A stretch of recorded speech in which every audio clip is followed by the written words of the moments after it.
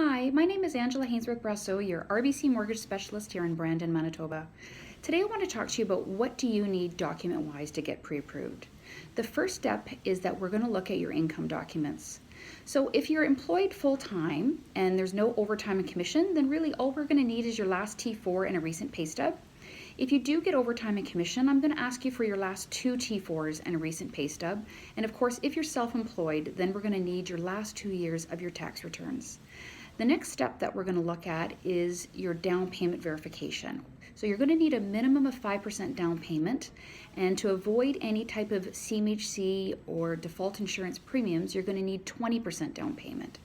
So down payment verification can come from checking, savings, it can come from an investment, it can come from an RRSP as a first-time home buyer, where you'll have up to 15 years to pay that back. So every year you'd pay 1/15 back towards your RRSP, and that way you'd have no default requirements at the end. Your RSP would be paid back. So it's a great way as a first-time home buyer to get into the market by using your RSPs. The next thing that you can do is also a gift letter. So if you are one of those lucky ones that have a family member that's willing to give you some money towards down payment, then we just give you a gift letter to have signed in return for us.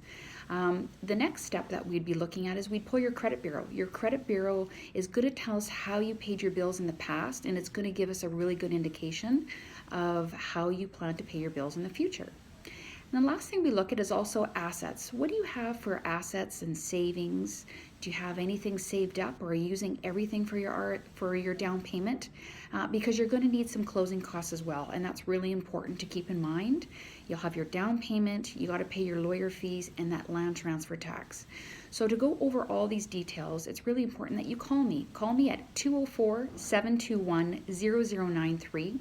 Again, that's 204-721-0093, and get the right advice, get pre-approved, and let me help you get into your next home. Thank you.